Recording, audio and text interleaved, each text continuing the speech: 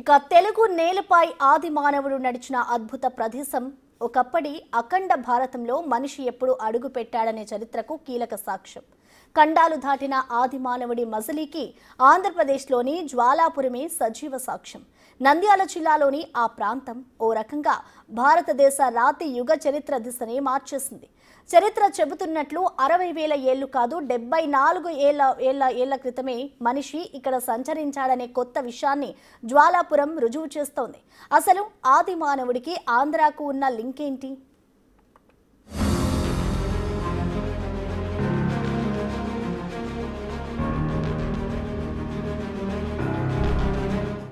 డెబ్బై 75,000 ఏళ్ల నాటి చరిత్ర.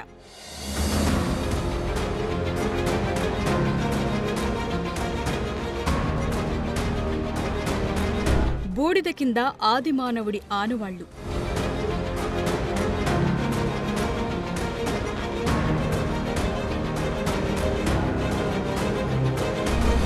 జ్వాలాపురం ఏం చెప్తోంది?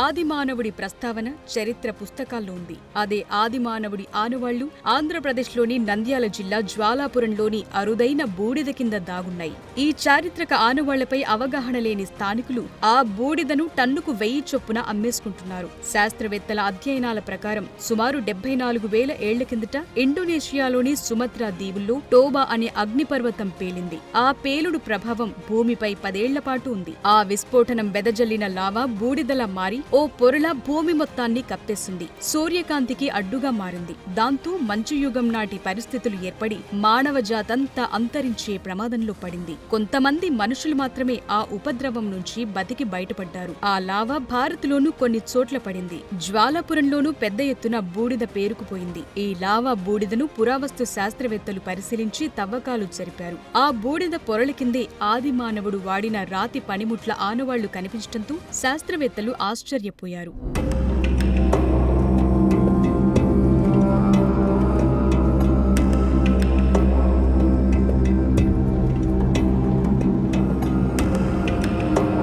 జ్వాలాపురం గ్రామ సమీపంలో ఆదిమానవుడు నివసించిన ఆనవాళ్ళ కోసం ఇక్కడ అనేక రకాలుగా దాదాపు 22 సంవత్సరాలుగా పరిశోధనలు జరుగుతూ ఉన్నాయి. మనం చూసే ఈ ఎగ్జాక్ట్ విజువల్ ఏదైతే ఉందో ఇదంతా కూడా భూమిలో ఉండే లేయర్స్, పైన ఉండే లేయర్ అంతా కంప్లీట్గా రెడ్డిష్గా ఉన్న పరిస్థితి. సెకండ్ లేయర్ ఏదైతే దాదాపు 2 నుండి 3 అడుగుల మేర కంప్లీట్గా బూడిది రూపంలో ఉండే విజువల్ మనం చూస్తూ ఉన్నాం. ఈ సమీప జ్వాలాపురం గ్రామస్తులు మనతో ఉన్నారు, వారితో మాట్లాడదాం.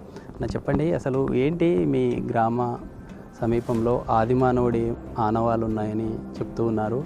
గతంలో ఏదన్నా మీ పెద్దవాళ్ళు చెప్పడం కానీ ఏదన్నా ఇక్కడ లభ్యమయ్యాయి? 2021 నుంచి అప్పుడు పరిశోధనలు చేసినారు, వాళ్ళు పనులు అయితే చేసినారు.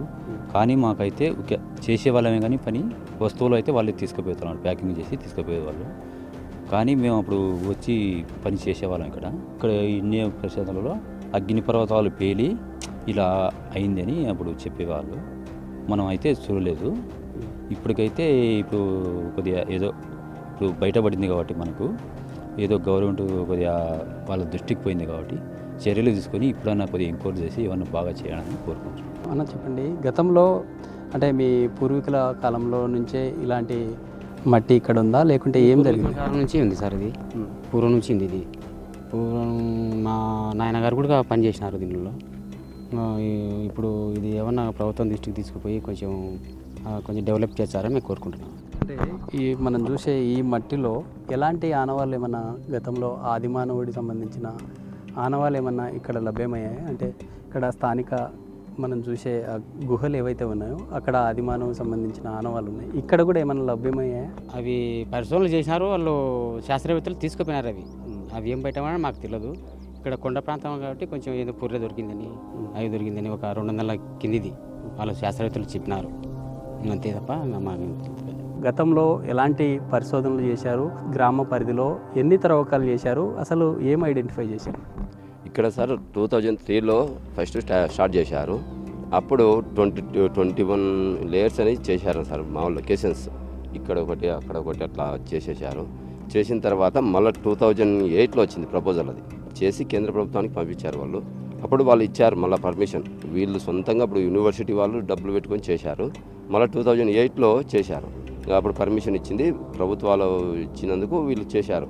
చేసి మళ్ళీ 2008లోనే నవంబర్ డిసెంబర్లో మళ్ళీ రీఛార్జ్ 200 మీటర్స్ ఒకసారి రీఛార్జ్ చేసి ఎక్కడ ఏమున్నాయని మళ్ళీ అట్లా చేయమన్నారు. అవి కూడా చేసాం సార్. ఇక్కడ కృష్ణగిరి నుంచి అవుకు, సగిలేరు, కునుకుంట్ల అక్కడి వరకు చేసాం సార్. కునుకుంట్లలో కూడా ఇలాంటి యాస్ ఉంది, కానీ అంత పెద్దగా లేదు.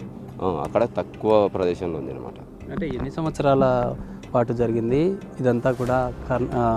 కర్ణాటక స్టేటు బళ్ళారిలో ఉంచారా ఇక్కడ ఉన్న లభ్యమైనటువంటి ఆనవాళ్ళని? లభ్యమైనటువంటి కర్ణాటక యూనివర్సిటీ నుంచి తెచ్చి బళ్ళారి మ్యూజియంలో పెట్టారు సార్. అవి బళ్ళారి మ్యూజియం డైరెక్టర్ సార్. అవి ఇప్పుడు ప్రస్తుతానికి రవి కొరిసెటార్ సారే డైరెక్టర్ అయినా. ప్లస్ వచ్చేసి కేంబ్రిడ్జ్ యూనివర్సిటీ నుంచి కూడా మైకేల్ వాను, మైకేల్ క్లార్క్ అని వాళ్ళిద్దరు ప్రొఫెసర్లు ఇక్కడికి వచ్చి వాళ్ళు కూడా చేశారు. గుజరాత్ నుంచి వచ్చారు. ప్లస్ వచ్చి మన తమిళనాడు యూనివర్సిటీ వాళ్ళు వచ్చారు. చాలామంది వచ్చారు సార్. అసలు టోన్ కింద మొత్తం త్రవ్విన తర్వాత అక్కడ ఆనవాళ్ళు బయటపడ్డాయి అన్నారు. ఏమేమి లభ్యమై? ఆర్కాలజిస్టు రవి కొరిసెటార్ వచ్చేసి ఇక్కడ కొన్ని తవ్వకాలు జరిపిన తర్వాత మొత్తం ఇక్కడ భూమి వచ్చేసి 3 లేయర్ల ప్రకారం ఉంటుంది. యాష్ కింద వచ్చేసి మామూలుగా యాష్ టోబా విసవడం జరగక ముందుకు ఉన్న మట్టి కింద కొన్ని 215 అవశేషాలు దొరికినాయి. దాని తర్వాత 2 మీటర్ల వరకు మాత్రమే ఈ యాష్ అనేది పడింది. దానిలో కూడా కొన్ని అవశేషాలు దొరికాయి. దానిపైన కాలక్రమంలో ఈ వర్షాలకు గాలి దుమ్ము దానిపైన మళ్ళీ ఇంకొక మట్టి లేరు పేర్కొంది. దాంట్లో దొరికిన అవశేషాలు వచ్చేసి 40,000 సంవత్సరాల కింద అని చెప్పేసి వాళ్ళు గుర్తించారు. ఇక్కడ దొరికినటువంటి అవశేషాలని ఆది మానవులు నివసించిన ప్రాంతాన్ని వాళ్ళు కొద్దిగా డెవలప్మెంట్ కోసం వాడి పర్యాటకులకు కొద్దిగా వస్తే కనుక ఈ ఊరు, ఈ మండలం కొద్దిగా పర్యాటక రంగం అభివృద్ధి చెందుతుంది. ఈ చుట్టుపక్కల కూడా పర్యాటక పరంగా అన్ని గుళ్ళు, కొన్ని కేవ్స్ ఉన్నాయి. వాటిని ప్రభుత్వం గుర్తుపెట్టుకొని దీని మీద మరి కొద్దిగా ఫోకస్ పెట్టి దీన్ని అభివృద్ధి కోసం కోరుకోవాలని కోరుకుంటున్నాము.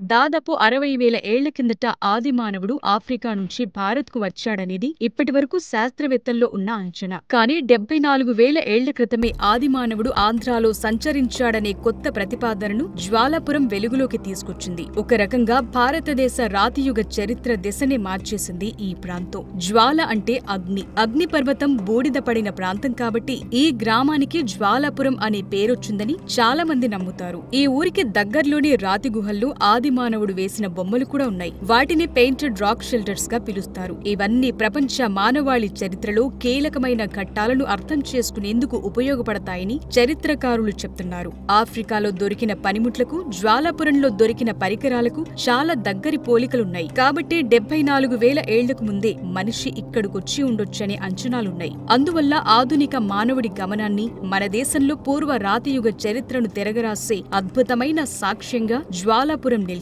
కానీ ఇదంతా గతం కాబోతోంది. ఎందుకంటే ఈ బూడిద కింద ఉన్న ఆది మానవుడి చరిత్ర కనుమరుగు కాబోతోందని ఆందోళన వ్యక్తమవుతోంది. ఇప్పటికే దాదాపు 90% బూడిద మాయమైపోయింది. ఇంకా బూడిద కోసం తవ్వకాలు జరుగుతున్నాయి. అందులోని చెట్ల అవశేషాలు, మనుషుల ఆయుధాలను వేరుచేసి బూడిదను మూటల్లో ఎత్తి అమ్మేస్తున్నారు.